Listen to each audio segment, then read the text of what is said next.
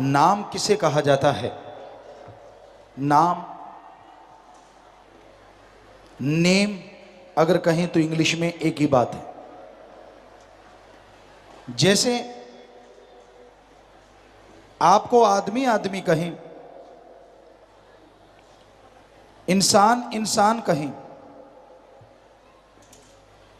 तो कोई उठ के खड़ा नहीं होगा। पर अगर आपको बाय नेम बुलाएं तो जिसका नाम लिया गया वो उठ के खड़ा हो जाएगा। इसी तरह 33 करोड़, कोई कहता है 365 करोड़ देवी देवता है, सबको भगवान कहा जाता है। अगर भगवान भगवान कहें तो कोई बोलेगा नहीं, पर सबका मूल मंत्र है, एक तरीका है। अगर वो मूल मंत्र, वो नाम लेके बुलाया जाए तो वो देवी देव जरूर सुनते हैं। पर यहां आपको उस भगवान का नाम बताने जाएंगे जो हिंदू धर्म में ओंकार, जिसने ब्रह्मा जी विष्णु महेश को बनाया।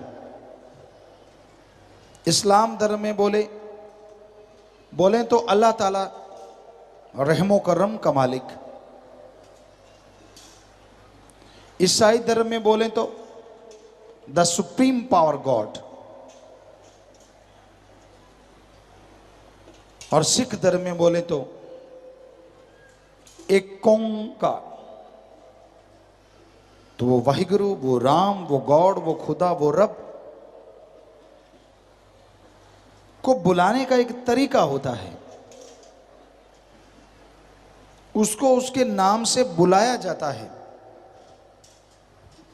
तो वो जरूर सुनता है। सच्ची भावना से, श्रद्धा से अगर आप मालिक को बुलाएंगे तो ये हो नहीं सकता वो आपकी ना सुने। पर सच्ची श्रद्धा, सच्ची भावना किसे कहते हैं? आज के दौर में लोग रुपए पैसे को ही श्रद्धा कहते हैं। हमने सभी धर्मों में देखा है, जा जाके गुरुगद्दी पे गुरुजी ने बुलाया, उससे पहले हम सभी धर्मों में जाया करते थे देखने के लिए। कई जगहों पे हम गए, हम चुपचाप खड़े हो गए, कतार लगी हुई थी। हमने कहा क्या करना है? कहते जो श्रद्धा है चढ़ा दो। हमने कहा श्रद्धा तो चढ़ाई नहीं जा सकती, वो तो पैदा की जाती है। कहते नहीं, श्रद्धा का मतलब पैसा। हमने कहा हमने सारे धर्मों को पढ़ा है, क्योंकि तब भी धर्मों को पढ़ा करते थे। हमें तो कहीं लिखा हुआ नहीं मिला कि रुपया पैसा भगवान को दो। कहते क्या लिखा है? तो आप भी सुन लीजिए साथ संगत जी। हमारे हिंदू धर्म के वेदों में लिखा है, भगवान से मांगो अच्छी धरती, अच्छी हवा, अच्छा पानी, अच्छा स्वास्थ्य, अच्छी संतान। अरे मांगना है तो भगवान से भगवान को मांगो।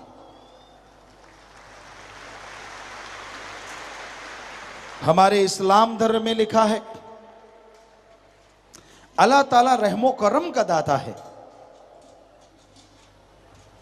सच्ची भावना से, कायदे से मांगोगे तो अल्लाह ताला आपकी झोलियां, आपके दामन इतने भरेंगे, इतने भरेंगे कि दामन छोटे रह जाएंगे और उसका मूसलाधार रहमो करम बरसता जाएगा।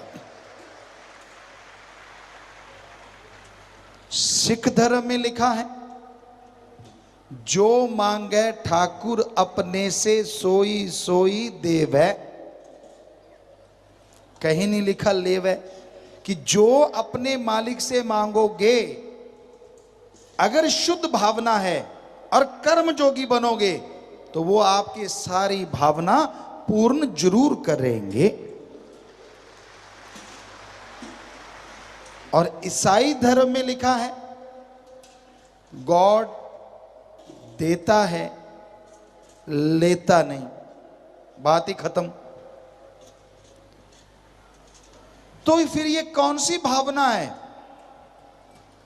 कहीं भी जाओ, मालिक की जगह पे जाना, पहले देखते हैं लोग जेब में एक का छुट्टा है क्या, या 5 रुपए हैं क्या।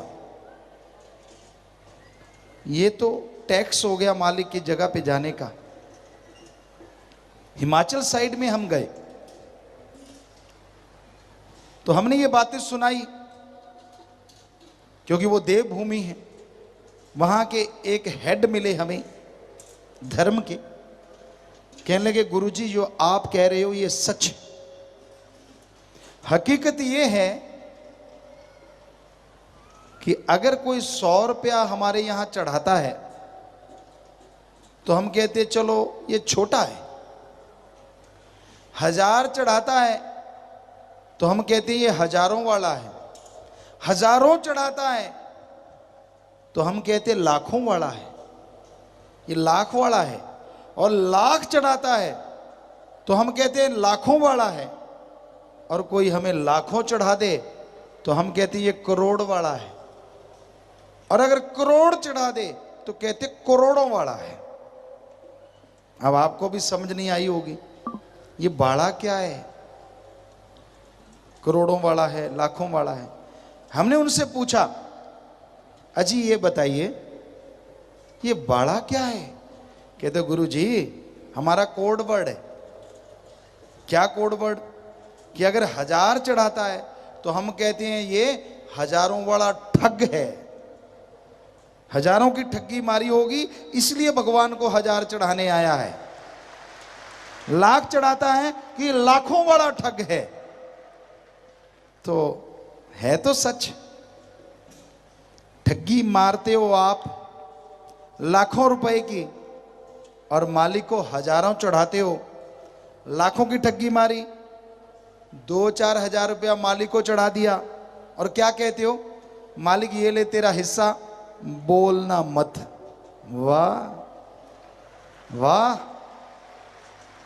भगवान को भी ठगी में शामिल कर लिया कि मैंने तो ठगी मारी मारी है, तू भी कुछ बोल ना सके इसलिए थोड़ा सा ठगी का तू भी ले ले।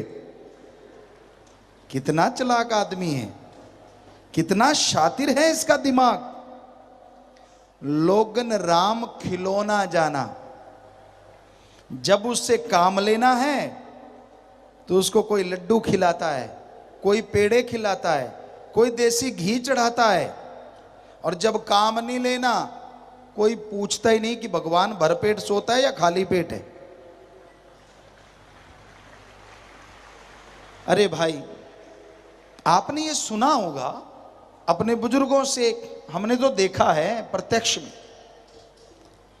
सवा जरूर चलता है, 5.25 के लड्डू, 11.25 के लड्डू, 25.25 के हलवा, 51.25 का। हमने एक दिन सोचा ये ऊपर चवन्नी क्यों रखते हैं, तो झट से सामने आ गया। अब 51.25 का प्रसाद है, 2 डिब्बे उस टाइम, आज तो शायद एक ही डिब्बा मुश्किल से आए, 2 डिब्बे लड्डू के जाके मालिक के आगे रख दिया। चवन्नी का प्रसाद भगवान का, दोनों डिब्बे खुद गटक गए। इसलिए चवन्नी ऊपर रखते हैं कि तेरा तो चवन्नी का है सिर्फ, बाकी तो हमारा है। आज आपको सच सुनाते, रोज ही सच सुनाते हैं। सच थोड़ा कड़वा होता है, पर है ये सच। अरे भाई, आप मन्नत मांगते हैं, मालिक मैंने 5 लाख लगाया है, तू ऐसे करना 5 का 10 लाख कर देना, मैं तुझे 51 का प्रसाद चढ़ाऊं, ओ 51.25 का प्रसाद चढ़ाऊंगा। अरे रे रे रे रे, जो भगवान अल्लाह गॉड वाहिगुरु परमात्मा तेरे 5 लाख का 10 लाख बना सकता है, क्या वो 125 का प्रसाद हलवाई के दुकान पे जाके खुद नहीं खा सकता?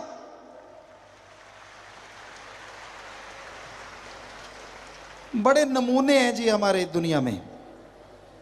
भगवान को ताजे ताजे पेड़े अच्छे लगते हैं, कोई कहता लड्डू अच्छे लगते हैं। अगर यह बात होती तो भगवान जी मंदिर मस्जिद गिरजाघर में नहीं, हलवाई के दुकान पे बैठे मिलते, क्योंकि वहां तो ताजा ही बनता है सारा कुछ। तो हम आपको गारंटी देते हैं, ओम हरि अल्लाह गॉड वाहिगुरु जितने भी नाम है उस सुप्रीम पावर के, वो कभी किसी से कुछ नहीं लेता। जरा सोचिए, हमारे धर्मों ने एक बात कही है, गॉड इज एवरीवेयर। हिंदू धर्म में लिखा है भगवान कण कण में विराजमान है। इस्लाम धर्म में हमने पढ़ा अल्लाह ताला जर्रे जर्रे में मौजूद है। सिख धर्म में लिखा वाहिगुरु के बिना कोई जगह नहीं, मालिक हर जगह है। जरा सोचिए, मालिक ने अगर पैसा लेना है तो हमारे मैले कुचले नोट क्यों लेगा? वो नोट बनाने वाली मशीन के ऊपर ना बैठ जाएगा, वहीं से करारे करारे नोट लेता रहेगा? क्या कोई उसे रोक सकता है? बिकॉज गॉड इज एवरीवेयर, हर जगह है वो। और सोचिए, अगर मालिक पैसे से खुश होता है तो दुनिया का सबसे धनाढ़ आदमी भगवान को घर में बिठा लेगा कि ले भगवान सारा पैसा तेरा, और भगवान पे टिकट लगा देगा। भगवान को देखना है तो 10,000 की टिकट, बात करनी है तो 20,000। शुक्र है भगवान बिकाऊ नहीं, वरना भगवान का भी ब्लैक हो जाता है इस कलयुग में, क्योंकि वो टिकट ब्लैक में बिकती है आगे। हम आपको गारंटी देते हैं, ओम हरि अल्लाह वाहिगुरु गॉड वो मालिक दाता था, दाता है और दाता ही रहेगा। वो मंगता नहीं हो सकता। आदमी उसका नाम लेके मांगता है और आदमी ही सारा डकार जाता है। मालिक के पास एक नया पैसा नहीं जाता। या आप में से कोई सज्जन बताए, क्या आपने भगवान अल्लाह वाहिगुरु को कभी पैसा उठाते देखा है? इंसान चढ़ाते हैं और इंसान उठा के खा जाते हैं। भगवान कहां से कृपा करें, कहां से दर्शन दें?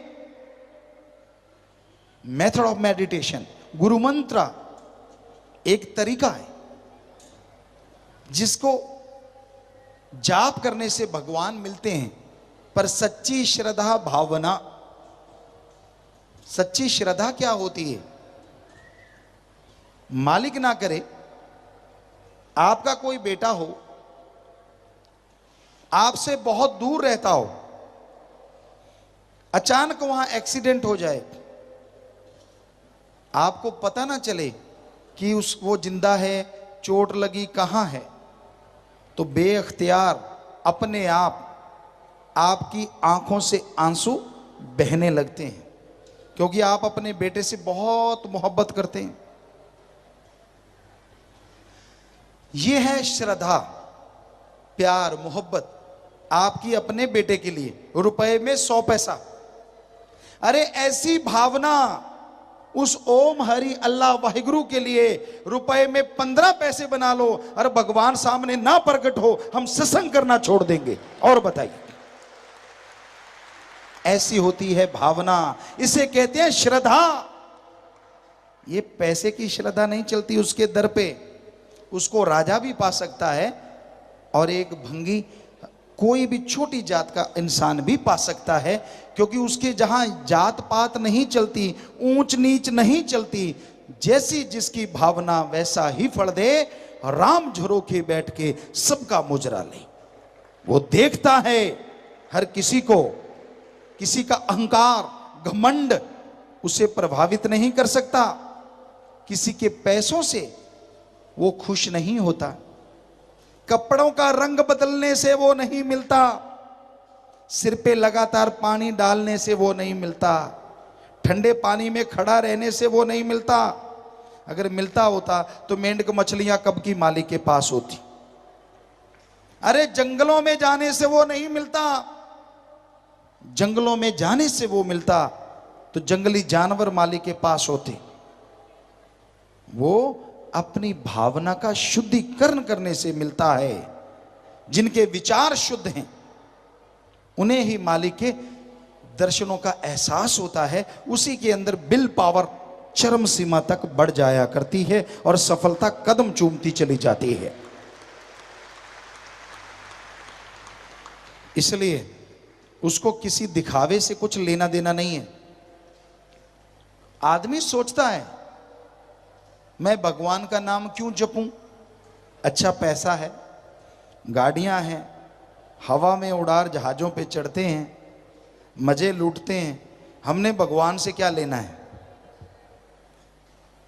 तो ध्यान से सुनिए, मालिक ना करे आने वाले टाइम में आपको कोई भयानक पहाड़ जैसा रोग लगने वाला हो, कोई घाटा पड़ने वाला हो और उस रोग पे लाखों रुपए आपके लग जाएं और शरीर एक बार चारपाई पे पड़ जाए, इसको तंदुरुस्त होने पे कई महीने साल लग जाते हैं। क्या आपके पैसे से या किसी तरीके से आप ऐसा कर सकते हैं कि आप बिल्कुल अब तंदुरुस्त हैं कि आने वाले टाइम में वो रोग ना आए, कर्म रोग? क्या आप अपने पैसे से उसे खत्म कर सकते हैं? नहीं कर सकते। सोचने वाली बात कि फिर वो सारा पैसा जो आपने कमाया है वो काम ना आया। ऐसे टाइम में अगर आप थोड़ा टाइम, आधा घंटा सुबह शाम, चलो इससे भी कम, सुबह शाम रूटीन में मालिक के नाम का जाप करते हैं तो पहाड़ जैसा रोग कंकर में बदल जाएगा। ये 100% गारंटी है। इसलिए प्रभु का नाम लेना चाहिए। आत्मबल नासा साइंस के अंदर हम नॉन मेडिकल के स्टूडेंट रहे, गुरुजी ने बुला लिया, लेकिन साइंस में बहुत रुचि थी। और जब सारे धर्मों को साइंस के नजरिए से पढ़ा तो साइंस तो बनी ही धर्मों से है। हमारे धर्मों में, वेदों में लिखा है हजारों चंद्रमा सूरज हैं। साइंस ने मजाक उड़ाया, पर 20 साल पहले, 15 साल पहले साइंटिस्ट ये मान गए कि एक थोड़े से खगोल को हमने रीड किया तो उसमें कई चंद्रमा सूरज मिले। अगर पूरे में देखें तो हजारों चंद्रमा सूरज जो धर्मों में लिखा वो सच है। हमारे वेदों में लिखा बैक्टीरिया वायरस होता है। साइंस ने मजाक उड़ाया, पर 1850 में माना बैक्टीरिया होता है और 1892 में माना वायरस होता है। तो धर्म की बात साइंस ने कबूल की। साइंस चक्कर में पड़ी हुई है कि अंडा पहले आया या मुर्गी।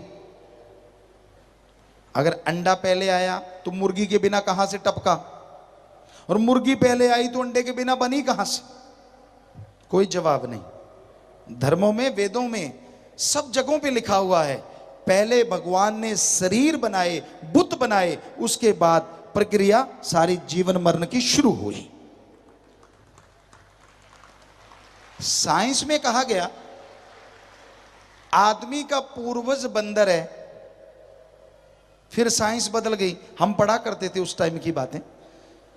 फिर बदल गई साइंस कि नहीं, आदमी और बंदर का पूर्वज कपी है। अब फिर डाउट में है कि आदमी बंदर कपी का कोई चौथा है। हमने चैलेंज किया, कई साइंटिस्ट यहां आते रहते हैं, हमने कहा आप ऐसे करो,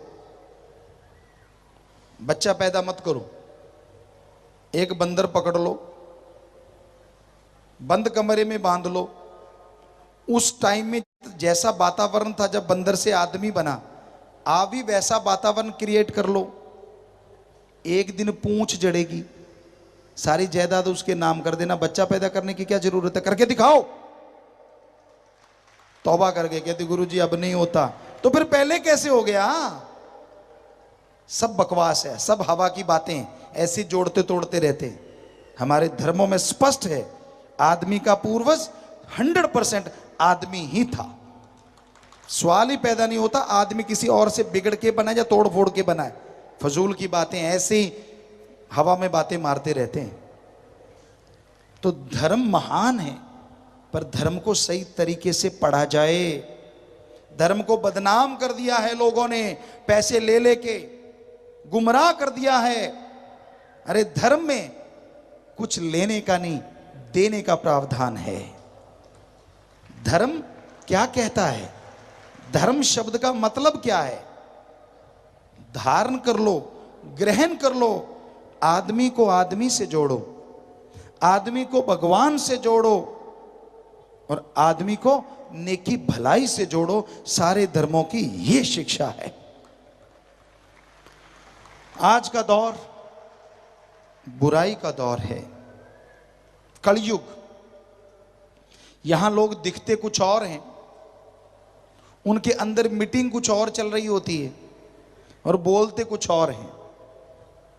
अजी लोग बातें करते करते बात बदल देते हैं। आपस में बातें कर रहे हैं और ये देखा सामने वाले का मूड चेंज हो रहा है तो झट से बात भी चेंज कर देते हैं। इतने शातिर, इतने मास्टरमाइंड हैं लोग। गिरगिट रंग बदलती थी, लेकिन गिरगिट को भी रंग बदलने में टाइम लगता है। आदमी को रंग बदलने में कोई टाइम नहीं लगता। इतना स्वार्थी, इतना खुदगर्ज है आदमी। आपकी राज पहुंच हो, अच्छा पैसा हो, रुतबा आपका बड़ा हो, बुरा ना मानना, मां बेटी बहन कोई सुंदर हो तो आपसे वो लोग भी हाथ मिलाएंगे जिनको आपने कभी देखा भी नहीं होता। अरे रुतबा चला गया, पैसा चला गया, अनजान आदमी ने तो हाथ क्या मिलाना है। जो आपके जानकार हैं वो भी मुंह फेर के खड़े हो जाएंगे कि इसको मुंह लगाएंगे तो कुछ मांगेगा। इतना स्वार्थी है ये युग। लोग दुखी हैं अपने अपने कर्मों से, पर एक तबका ऐसा भी है वो बहुत दुखी है। वो क्यों दुखी है, किस लिए दुखी है? दूसरे को सुख ज्यादा क्यों मिल रहा है? कहता मेरे पास स्कूटर है तो चल जाएगा, पड़ोसी ने कार ले ली, भगवान कार के आग लगा दे। दो दुकानदार हैं, एक की ज्यादा चल रही है, एक की कम दुकान। क्या कहता है? भगवान मैं तो भूखा रह लूंगा पर पड़ोसी भी भरपेट सोना नहीं चाहिए। पुराने जमाने में, यानी आज से कई साल पहले, लोग दो भाई एक ही मां के गर्भ से आए, एक ही बाप का साया। एक अगर बीमार हो जाता तो दूसरा प्रार्थना करता, हे भगवान, हे अल्लाह, हे वाहिगुरु, हे गॉड, मंदिर मस्जिद गिरजाघर में जाके मेरे भाई को कुछ ना होने देना, चाहे मेरी आधी उम्र ले लेना, उसको लगा देना, पर मेरा भाई को कुछ ना हो। आज भी प्रार्थना करते हैं, थोड़े शब्द बदल गए हैं। आज क्या कहते हैं? हे भगवान मेरा भाई बीमार है, कब से नर्क सह रहा है, ऐसा करना मेरे भाई को जल्दी उठा लेना ताकि उसकी जायदाद मुझे मिल जाए।